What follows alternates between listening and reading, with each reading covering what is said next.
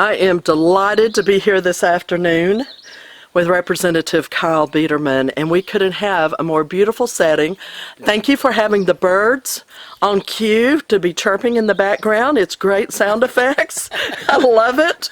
We are in an undisclosed location outside of Fredericksburg, but oh my, it's really beautiful here. Hey, thank you for taking your time on a Saturday. Oh, you're very welcome. Man, we haven't seen each other in a while, and so Well, none of us. No one's gotten together. I mean, besides the legislature not getting together, our committees have not gotten together. We've missed so many different meetings with our constituents, with our clubs, with just everybody. So you're right. This has been a very interesting and different summer before session and during the election. So yes, it's good to be here. I got to ask you a question just right off the top. Yes. Do you believe that with everything that's been going on, that a special session might have needed to have been called? Well, we asked for that months and months ago. We're getting kind of late right now because we have elections, and so it would be really difficult for some of the incumbents that are running for election, especially the good Republicans, to take time from running for office. So right now is a little bit too late, I believe, but we should have called it many, many, many months ago. And I asked for that myself and just a few legislators. It was unfortunate we couldn't get more people getting on board. Yeah, how many would you need to put the pressure on the governor to call one? Is it 76? Is it 50 plus one? I believe it is, but we had no chance, so there wasn't even a question. Yeah. And again, it's mainly because most of the legislators don't want to fall in bad graces with leadership. And if leadership has no desire to have it, then it's not going to happen. Yeah. So it's unfortunate because I believe that Governor Abbott could have saved himself a lot of grief by bringing us in. But now it's all on him. And the decisions that have been made, I believe, have not been the best. And again, it's all on him. So people are really seeing Governor Abbott in action. And maybe that's a good thing. It is. I wish nothing bad on him. I just wish he would have called us. It would have helped him out a lot. It really would have. I agree with you on that. And it would have given the people a voice. Something that is totally missing. Right now, the voice is basically his task force, which unfortunately is mostly his donors. And that answers probably a lot of the questions about some of the decisions that have been made. I could go down that trail, but I think I'll pause. Well, it's not popular, but I said it, okay? Yeah. So at any particular donors that you think are influencing him more highly than others? I don't pay attention to that. Okay. You just look at the list and you can see for yourself. Okay. All right. Well, obviously, what's caused all of this is that wonderful COVID-19, which, there's a real separation of opinions on where it came from, why it came. We know where it came from. Yeah, exactly. The Chinese virus, that if you say that, there's all sorts of problems, I tell you. It's really no question on that. Any word right now is going to be a problem. So, that's fine. Yeah. So if you want to know about COVID, of course, I've been very vocal about it. I've written letters to the governor and have stood up for businesses. Personally, I was on the front lines. I own an Ace Hardware store, and I just praise God that my store has been deemed essential. Yes. But also, we've been open 7 days a week throughout the whole pandemic, and we handle over 3,000 customers a week. That's huge for this size community. Well, sure, but we're talking about a lot of people. We're not talking about a restaurant half full. Yeah. Or a winery that can't even open up. Oh, so and sad. They've got 10 acres. Yeah. Whatever it might be. So we have 3,000 customers a week, same employees, and for months and months and months and months, there was no mask ordinance. Yeah. And we never wore masks. Yeah. And we had no problems. We followed some guidelines, but we were on the front lines. So we've experienced it completely, right out in front, right out in the open, exposed, everything you can think of. And maybe it's just God protected us. I don't think that's it, but I I'm sure that's part of it. But the big thing is, COVID is real. There's no doubt about it. True. But a lot of things are real. So is cancer. Yeah. So is a lot of the other things we've had in the past. Absolutely. And obviously this one is definitely different politically, economically, because of all the shutdowns and what it's done to our country and our state. Yep. This is very deep. And I'm not going to poo-poo COVID, but I'm not afraid of COVID. We have great preventive medicines or medicines that you could take early treatment. Yeah. That are proven to work. Hydroxychloroquine for one and others. Yeah. So here's all the questions. Why is the medical community, in general, not prescribing or actually denying that any of these are not only not necessary, but they're harmful? Right. When they've been around for some for 50 years, other for 20 years, given to young children.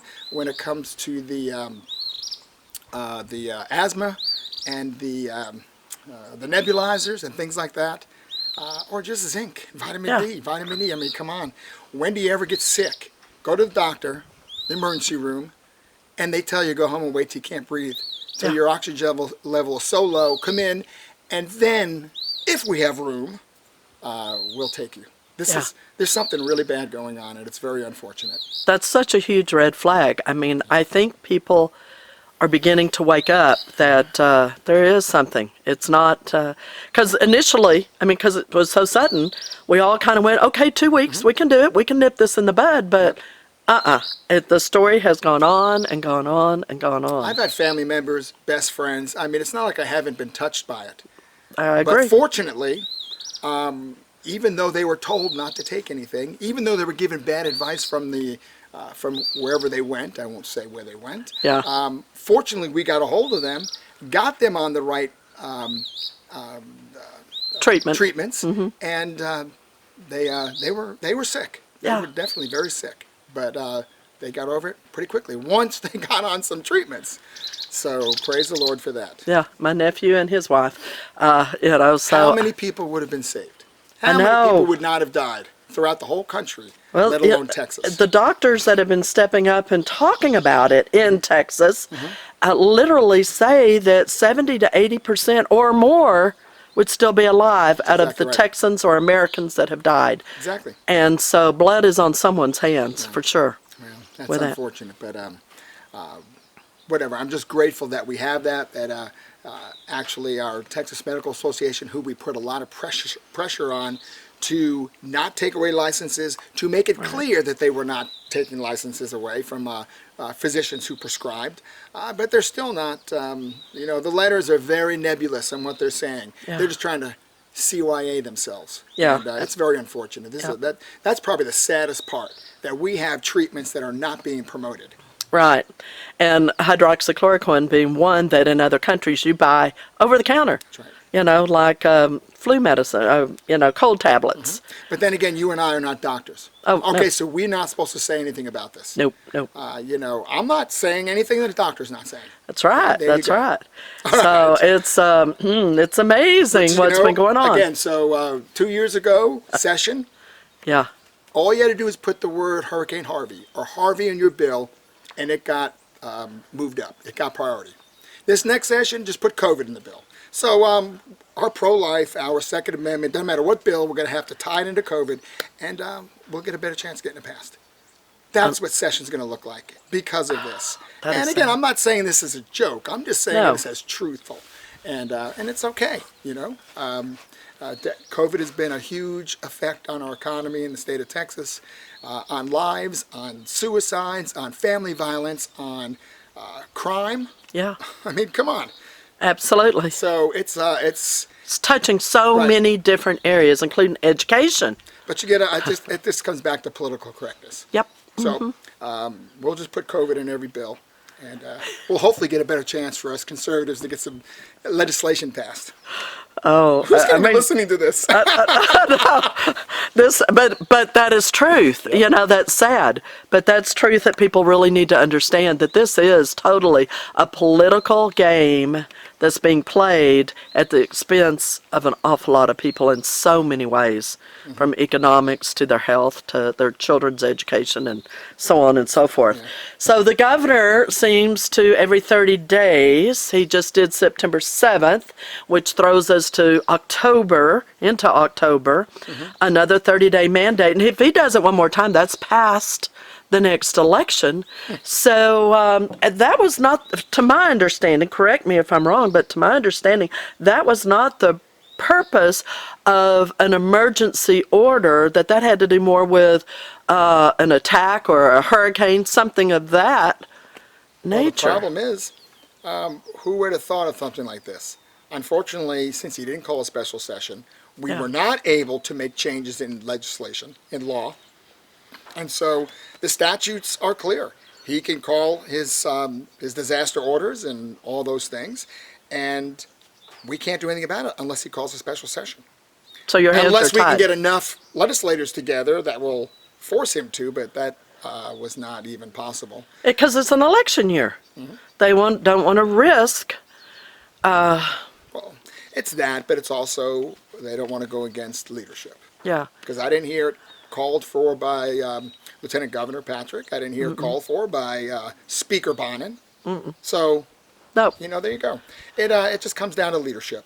And so what I was saying about that is, yes, he's calling he's renewing his orders and so forth. But that's what the law says. So now that this has happened, we're going to go to next session and make sure we change some of those statutes. Do a little tweaking on that. And make sure that how could you have anticipated? We've had flus, we've had SARS, we've had H1N1, we've had all sorts And of those these numbers pandemics are stronger than what we've had. Well, you can argue that. The point is, we've had these before, but it never caused this. Yeah. So why would you change statutes when we've had it before and no governor, no president, no Congress, nobody called to shut down? Yeah. This is, but we will make sure it won't happen again. I can tell you that. I hope so. And we'll have to figure out everything else we can think of too and put it in that. Now that, yes, that's a definite strong Because yes on that one. It's all about the legislature being able to legislate. Yeah. And that's our job. And keeping the power there Right. and not in one person's hands. So, well, speaking of one person's hands, I understand that he signed something in regards to contact tracing. Never heard of it. Really? Well, you've been out in the wilderness too long. Tell me what's going on with that. When we heard that first, okay, we being Freedom Caucus. Yeah. So as soon as we heard about contact tracing, we knew that this was wrong, but it was already a contract was already about to be signed or already signed, and we were never notified. The legislature was never given even advance notice. So the contract, as soon as we heard about it, we wrote letters immediately to the governor condemning this. And of course that went nowhere, so the only thing we had left was to file a lawsuit. So 5 of us legislators filed a lawsuit. And the claims are very simple. The contract was never presented to the legislature. There was... He has heard of Zoom, hasn't he? I mean, he could have done a virtual, something. Besides the fact that we're concerned about the privacy issues when it comes to contact tracing. Yes. The fact that it was done too late to really be of benefit. Yep. And now when you put together a bureaucracy and spend $300 million and you're hiring thousands of people, what are they going to do with that information after this? I mean, there's just a lot of questions. And so... Can y'all reverse that in the upcoming session? Well, it's too late by then. The contract doesn't go for very long. The money's going to be spent. And it was like 453 million or something. That number just came to mind. Okay. But the thing is, what's going to happen with that information? Yeah. They all have it now. They will have it, and they're, so those are the things that we'll do during the next session. But again, it's very unfortunate. Can't talk about the lawsuit because we don't really have all know exactly what's going on. It's in process. Of course, things move slowly, but we put it out there because we just wanted to make sure that it was known clearly that there were some things that were not right about this contract through this company. We certainly knew that there was something wrong with this contract tracing and the contract with MTX. And so we wanted to make sure it was more than a letter to the governor. Yeah. What else do we as citizens of Texas need to know in regards in this COVID area of things that are going on that are going on behind the scenes that we're not realizing? Besides the fact that our economy's completely trashed, so financially it's going to be a real hardship on Texas, a hardship on families, a hardship on Health and Human Services. Like I said, a hardship also. Look at the nursing home situation. All these things. There's nothing going on that we know that you don't know. Okay. Because we're not involved. We're not. Yeah. Yeah. I mean, we get the information from same way y'all are. We are. Brother Abbott comes in and he puts out a little press conference, or the few phone calls that we had with the governor were done 15 minutes before his press conference, and then the press conference just told you everything that happened, but we couldn't ask questions. We had to handwrite the questions, send them in, and of course, not a single one of my friends in the legislature heard any of their questions being asked or answered. So everyone knows as much as we do, and that's what's sad. This another area that the COVID has affected is education, and our kids are really being challenged with that. And I don't know if you've been following any on the State Board of Education, what's going on right now with all this sex education that they're looking at pushing into the curriculum down in the elementary ages. What are you anticipating coming out of the State Board of Education? Will y'all be addressing any of that in the session that's coming up? Well, there you go.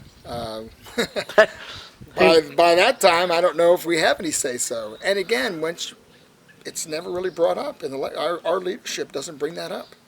I mean, our HB3 last session, it was just that was it. It was HB3, SB2, and just spend every dollar we had, so we could look good and hopefully win or keep the House. It was just a session full of fear instead of a session for us to move forward on Republican Party platform issues and the issues of the majority of Texans. So when it comes to State Board of Education, that information coming through the Public Education Committee and so forth, I imagine that's where it comes through. We never really hear about it. Wow. And so I hope that we get more information about that, or we have more of a say-so. Now, we have a say-so right now. We've been talking to our State Board of Education members, but it's unfortunate we have a Republican member that is voting for just very, very unfortunate things. Yeah. And so, but at least they didn't win. But again, we have an election coming up. Let's, if we lose the majority, or if we get a few more of these very liberal Republicans, and there needs to be some condemnation. If you're not going to follow the Republican Party platform, then you shouldn't be allowed to be called yourself a Republican and run for State Board of Education as a Republican. And this is a real problem. Yeah. It's a real problem.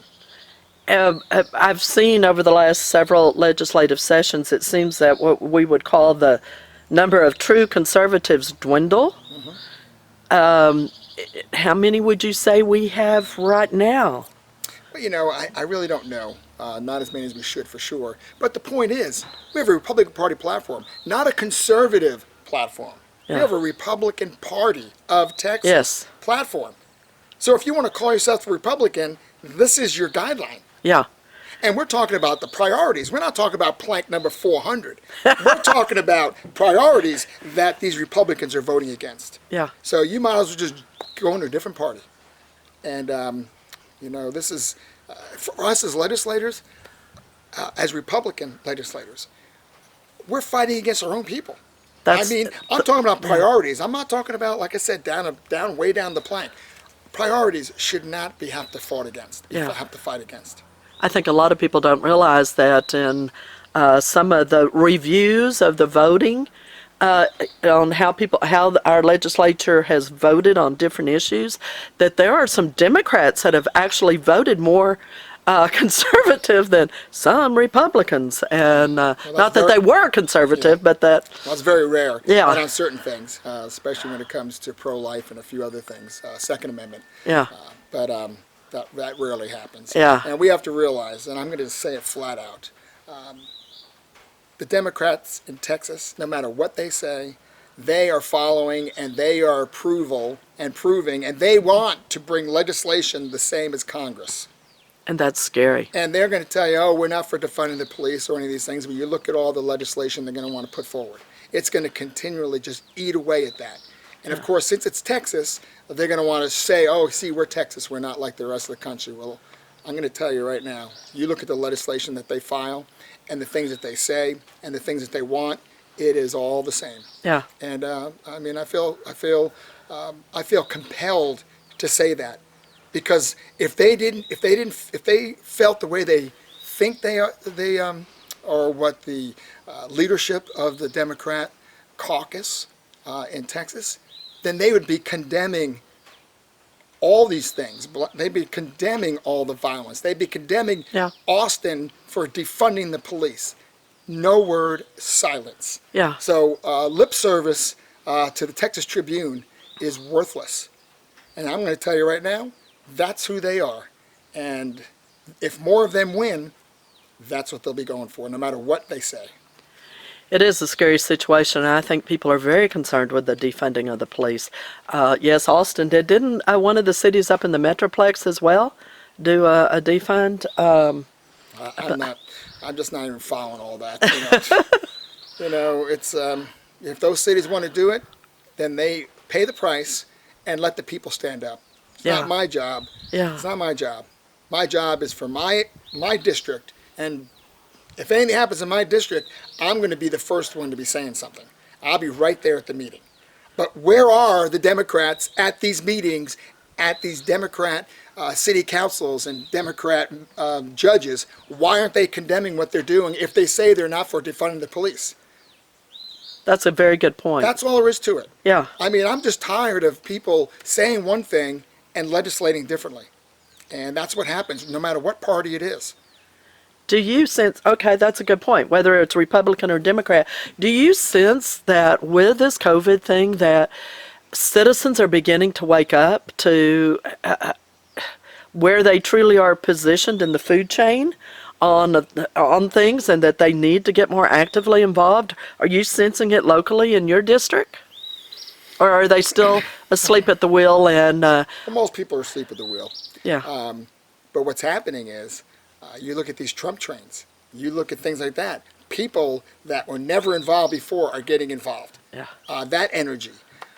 But then again, it's just hard to know because the media is so against conservatism and against President Trump that it's so hard to really gauge how many people are getting involved. Yeah. And I mean, politics has never changed from day one. It's the same as it's always been. It's all about honesty and integrity, and there's few of them in politics. Yeah. Because there's so much money, power, and ego involved, and so that's what rules the day. Yeah. And and people are sick and tired of it. But it's just like going to church. When people say, I'm not going to church because they're a bunch of hypocrites.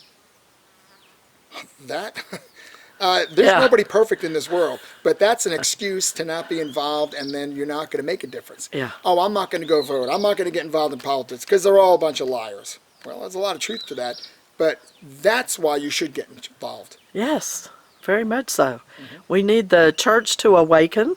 We need the church. I understand the statistics are only 50% of Christians are registered to vote, and only 50% of those actually vote. So 1 in 4 Christians are actually showing up at the poll, and we wonder why our country's looking more and more ungodly. Mm-hmm. We have abandoned our responsibility. Mm-hmm. You know, and we've got a president who is standing up for Christian values more than any other president ever. Yes. It's just, again, now it's exposing the church, which is good. Yeah. It's time to clean house. This is what Jesus says. It's time to clean house. Yeah. You know, we're going to find out. We're going to separate and see who's where, and let's and let's start getting stronger in what we believe. And we believe that God is going to honor and bless those that honor Him. And, Amen. And we've seen that with Donald Trump. We just pray that that's going to continue in this election. Yes, and that means we need to get out and we need to vote, and we need to be educated voters. This time will be the first major election that doesn't have the straight line voting, too. So that means they can't just hit that presidential one and think they've got it for the whole ticket. They are going to have to go all the way down, and we need it all the way down to dog catcher. And so but you know what else is going to be great?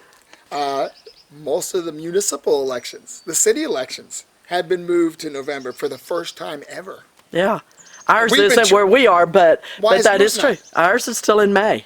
Yeah. So, did you have yours in May? Yes. Uh-huh. Oh my goodness. So you're one of the Ours actually falls next year. Ours is on a opposite year.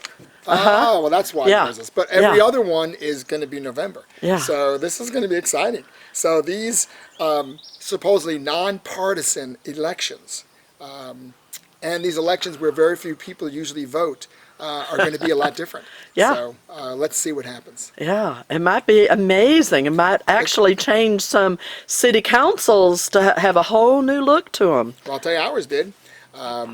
So again, you'll vote in the election, and then you'll have a separate ballot for your local election. Oh, it'll be a two ballot. Right. It's not going to be on the same ballot.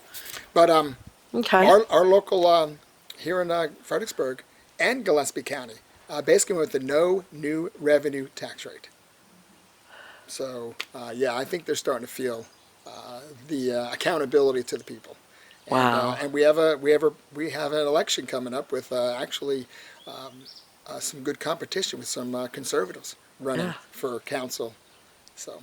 Cool. Do you have anyone running against you in your? Yes. I have a Democrat challenger. Okay. And in fact, it's the same one from last time. Fortunately, I'm in a 75% or whatever you call that district, Republican district. So it's not that it's a huge challenge, but our district is changing too. Every district is basically changing in some respect. All these people are deciding they really don't like California or New York City, and they're moving in and have been for a long time, and it is changing our demographics quite a bit. Well, I have a little different take on that. I believe the ones moving in are more conservative than the Texans that are giving up. We have this many native Texans. Yes. We have this many people that have moved in. Uh-huh. This many people should not be able to affect Texas the way it's being affected.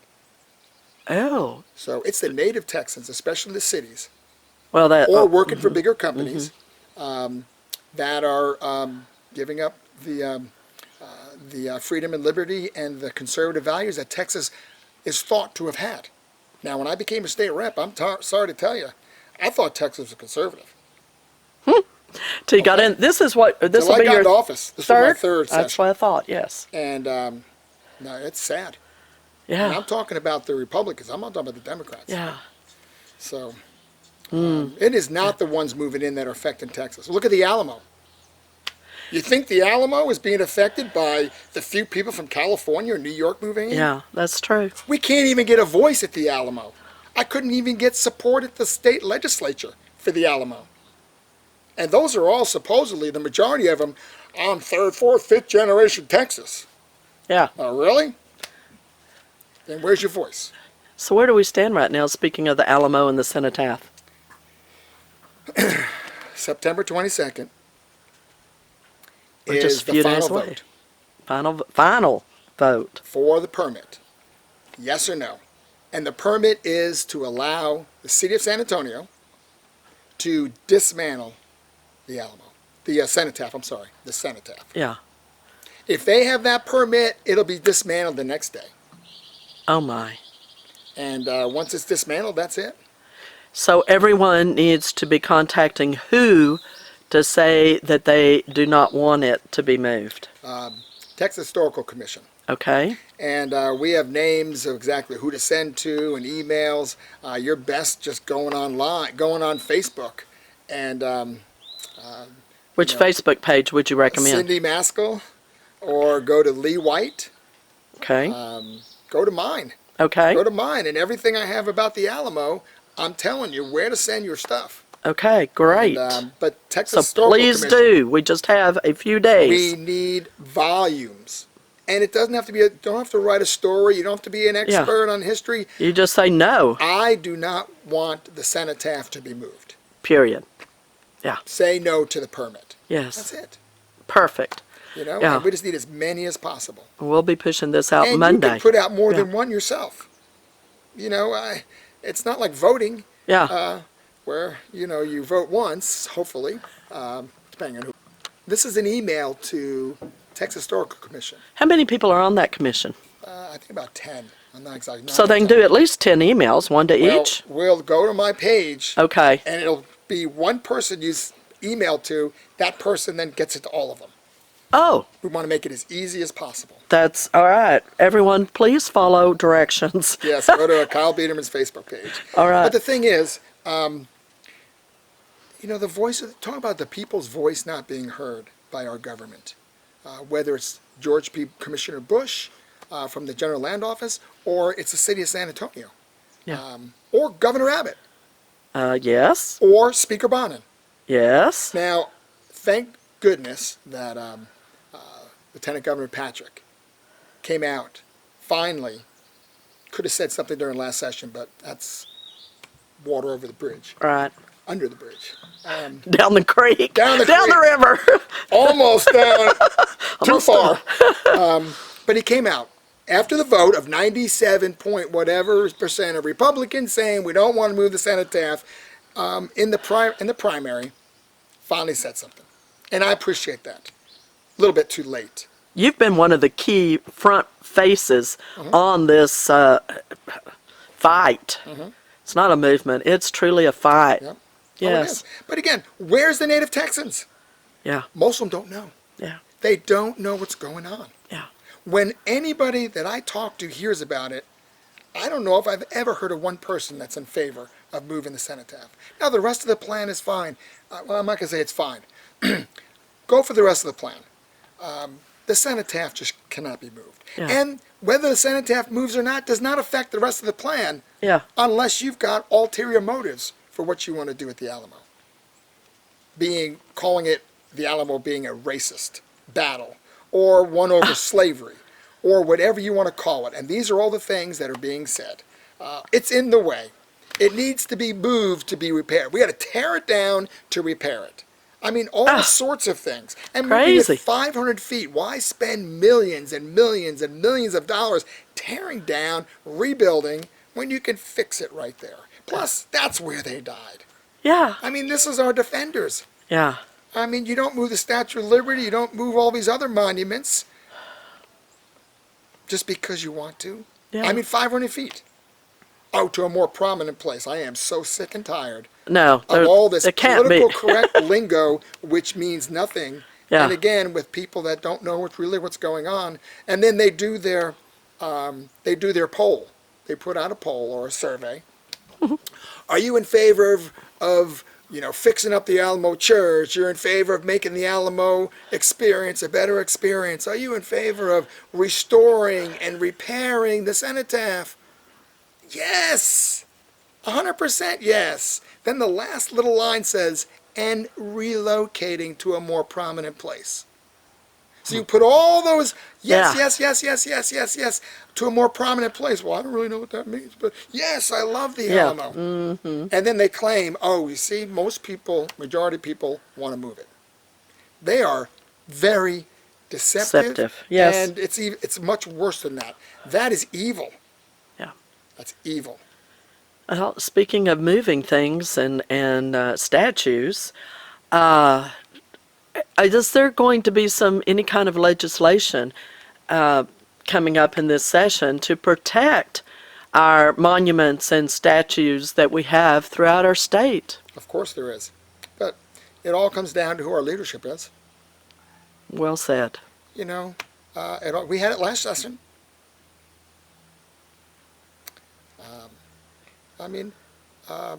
Patrick passed it in the Senate. A few ridiculous amendments had to be attached to it, but It passed. Passed knowing it wasn't going to go through in the House. Passed knowing it was never going to get through calendars.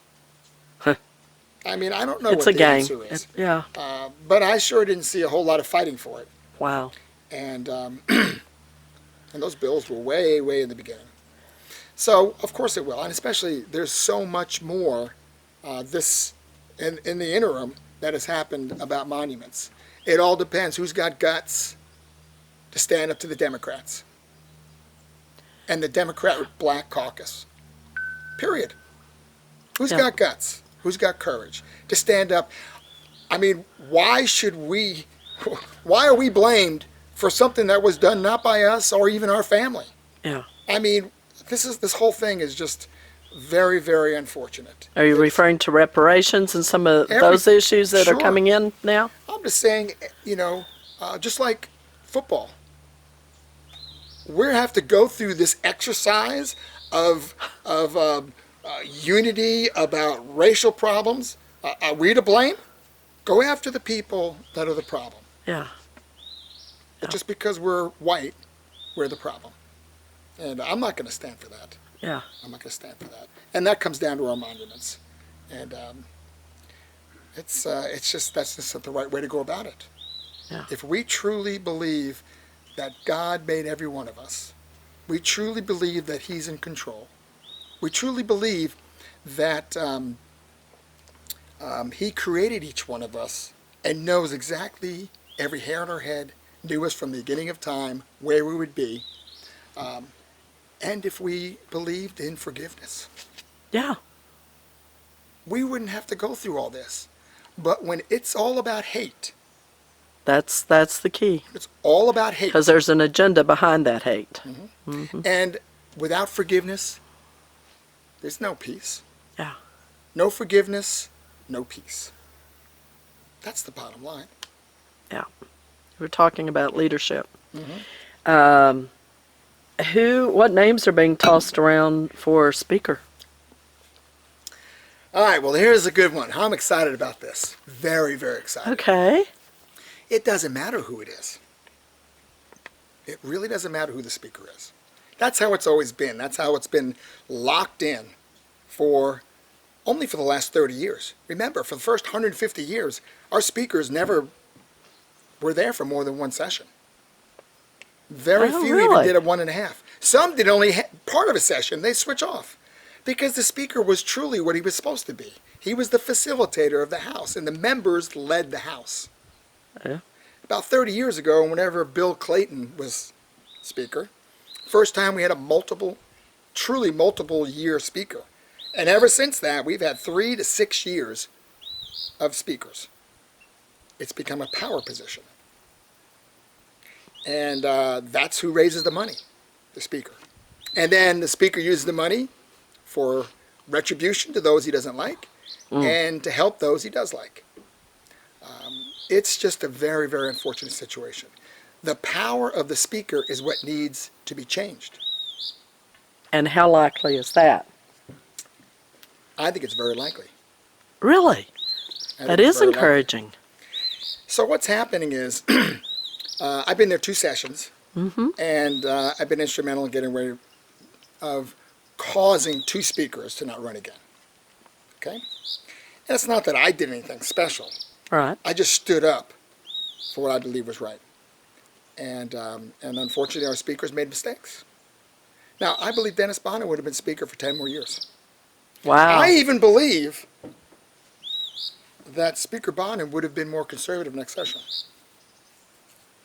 Now, more conservative, would he still have been our preferred speaker? I don't think so, because of ego, arrogance, power, pride. Some pretty major issues Okay. there. Those are the things that we can't have as a speaker. If we're truly a member-led House, Working for the benefit of the citizens of Texas. whereas the Senate is led by the Lieutenant Governor, who is statewide elected. Okay, so it's different. The House the Speaker is elected by House members to facilitate us so that we can represent our districts and be closer to the people.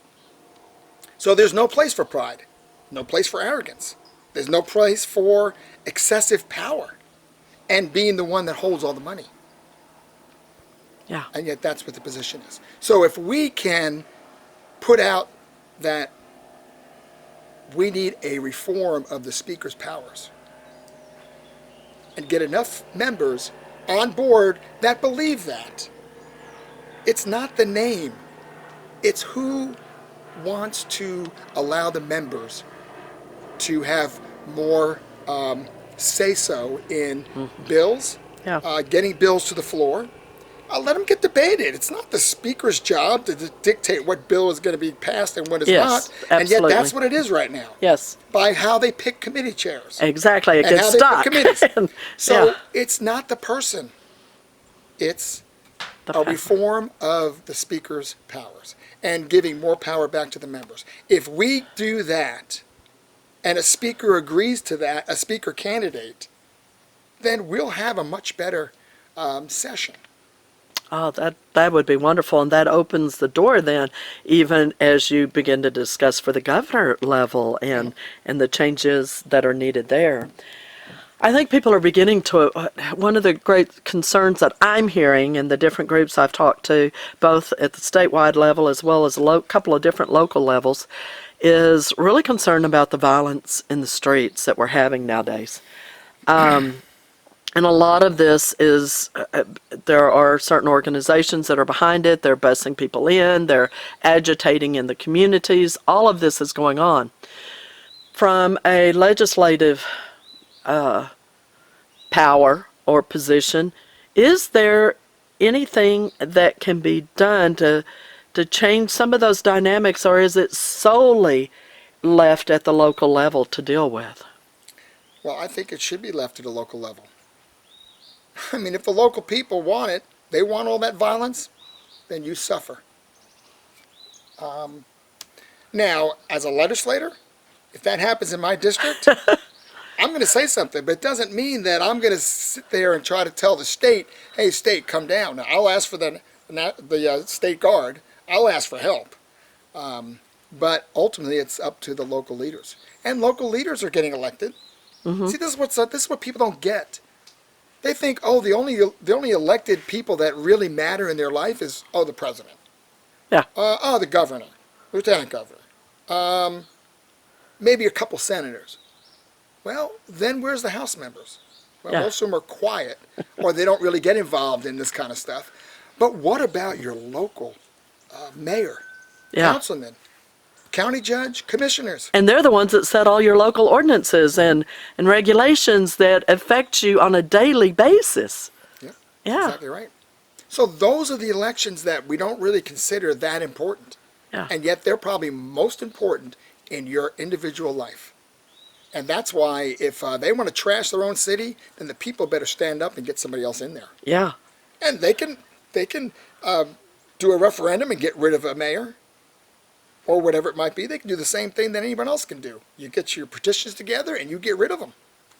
So I mean, it's that's where the real problem is. One of the other questions talking about removing someone from their position, because yes, there are some local levels that are looking at the mayors that need to be relocated, but they've also, a lot of people have been talking about the governor, and if I've heard it correctly, we're not a state where we can impeach, but they actually would have to do a recall. Is that correct? And what would be involved? Because we have him for 2 more years. Well, I haven't looked into that much because I don't really see that as what we should be doing. Okay. What we need to be doing is putting pressure on our elected officials. How many? If we had 75 of me there, oh, we'd be good. We probably would have gotten rid of the governor. I'm not saying that. I'm just saying. I mean, what happens is you gotta have your elected officials, your reps and your senators. It's not, if you don't have that, if you don't have people that will do that, then there's no reason to even talk about it. Yeah. And so when people call me and they email me, Kyle, we got to do this, I said, okay, guys, you know what you really got to do? We got election coming up. You got to go You vote. get the good guy. No, and even the ones not in your district. Yeah. Get the good people in there. Yes. Then we'll That's have a key point. numbers. Yeah. Right now we don't have numbers. Yeah. So wishing is not a good strategy. Yeah. Okay? Wish. That's not a good strategy. Yeah. Work. Get these people elected. Make them accountable to Republican Party platform. Make them accountable to what they ran on. Yeah. And that's how we'll change things. Not by saying, oh, let's get rid of the governor. I think that's one of the things people don't realize is the importance of helping other areas elect people that can work with their candidate in their area. You know, when we look at the national level, I think one of the interesting races right now is the one between Chip Roy and Wendy Davis, which we all remember her here in Texas. And while most of us may not live in Chip's area, that's one we need to support on the national level. But also, too, at the state level, we've got some key areas where we've got some good people running for the first time to replace some others.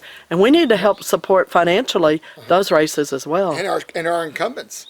Yeah. We've got Freedom Caucus members. We have some other Yes, absolutely. good Republicans in places in Houston and Dallas and Fort Worth. Those are tough. I believe Fort Worth is in play. It's just, Yeah. I mean, is that because of California? No. No. It's because of native Texans. Yeah. Period. How many people are, do you know the number of how many people are still a part of the Freedom Caucus? There's I know it's been a very 10 or small 11. group. I can't remember. Yeah.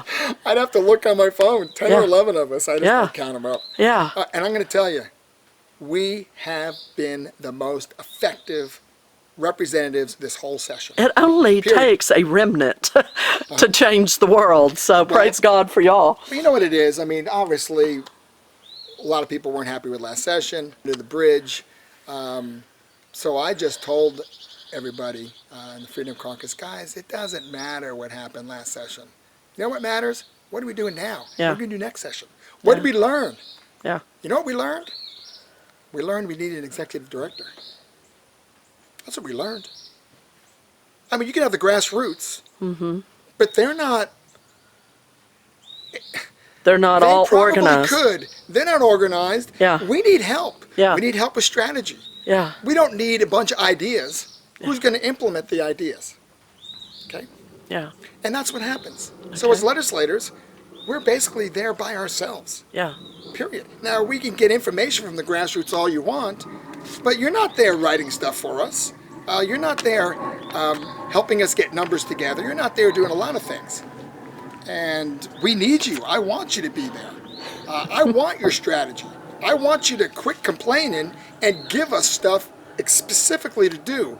And it doesn't say, get rid of the governor. That's not the way to go. Yeah. Okay. We have things that we need to work on, strategy to get our stuff completed next session. So we hired an executive director, Good. Who is it?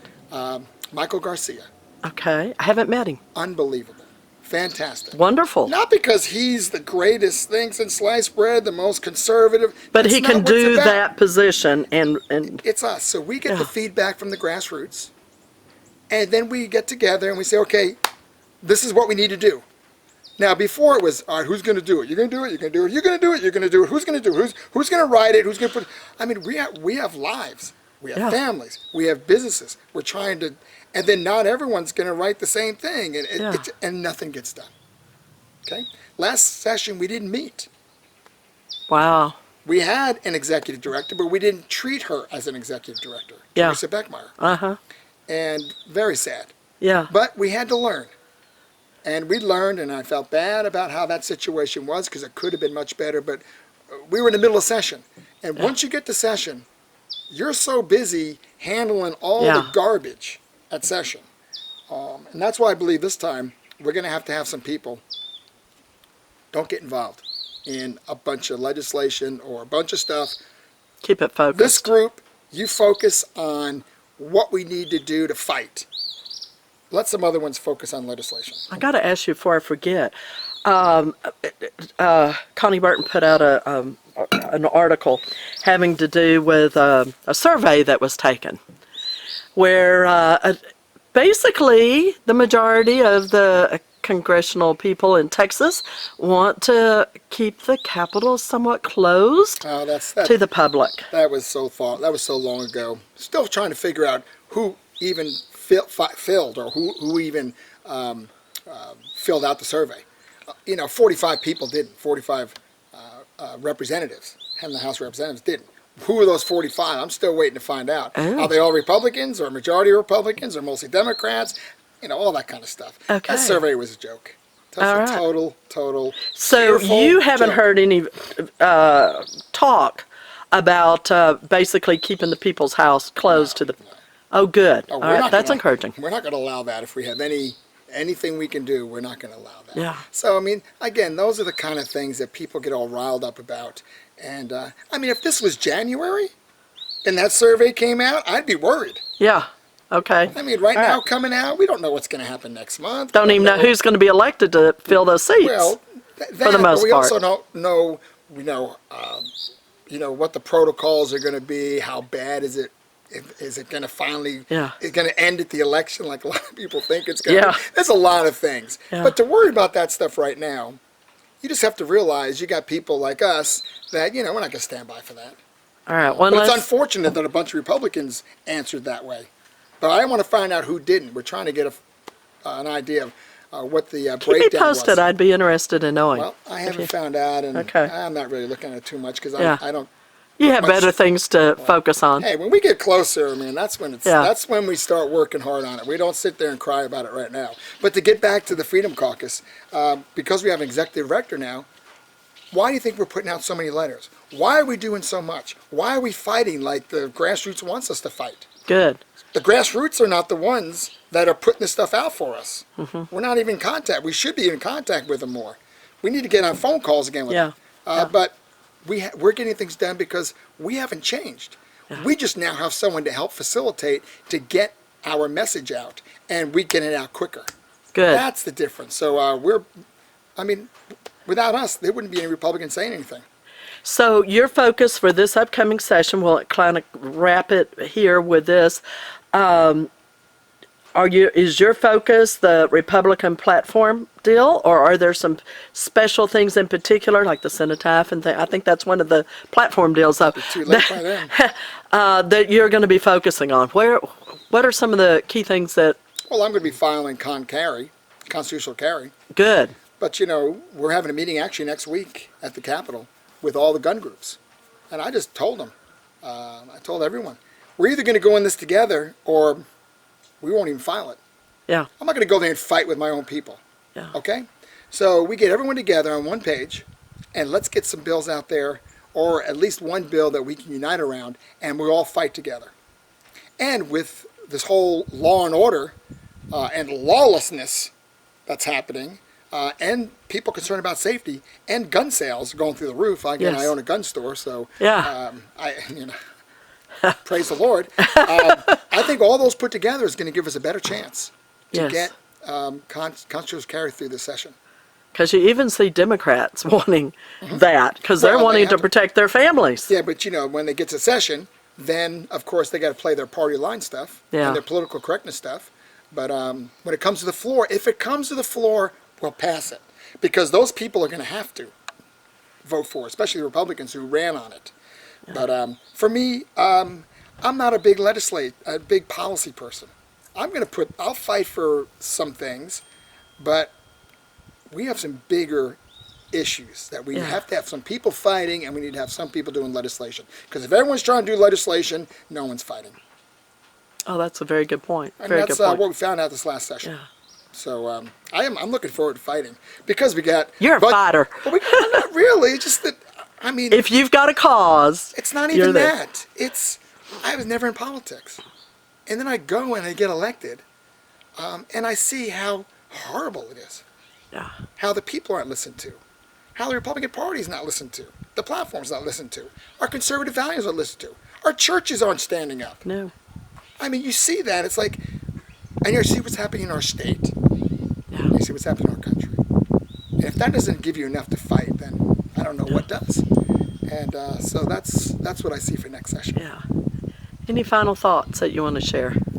we've covered a whole bunch. So You can see, as you can tell, I'll go on forever. I just love what I'm doing. I'm so blessed and grateful that God gave me this opportunity, and that He's blessed my business to be able to do it. Yeah. And I'm fighting for all the other businesses. Yeah. And we're thankful to have you, even though I don't live in your district. I'm very appreciative of the work that you're doing and standing up, because you're standing up not just for your district, you're actually standing up for a heck of a lot of Texans throughout the state who believe the same values and principles. Well, that's what the majority of us really do believe. Now, who's really going to be the ones that are going to stand for it? And so it's not that hard. And again, you put God first. It's really not that hard. And so I'm just grateful, and I appreciate your help. And as you know, I'm always going to just tell you the truth. Yeah, and I like that very much. Well, so you were saying that the people will be coming to the Capitol next week on the gun issue? Carry, right. And so will they actually be able to get into the Capitol? And we're not meeting at the Capitol. Okay. We're meeting in Austin. All right, in Austin. Okay. Secret location. Okay. All right.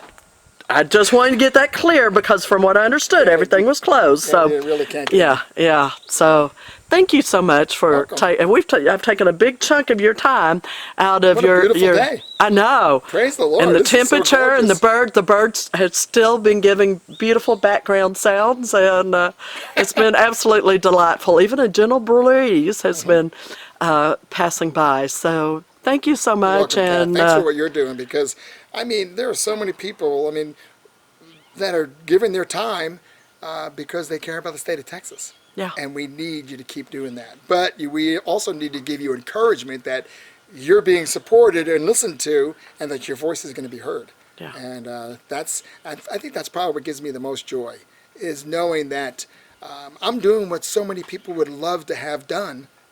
Yeah. And I'm just grateful to be the messenger for you. And we appreciate it. You're welcome. Thank you. You're welcome.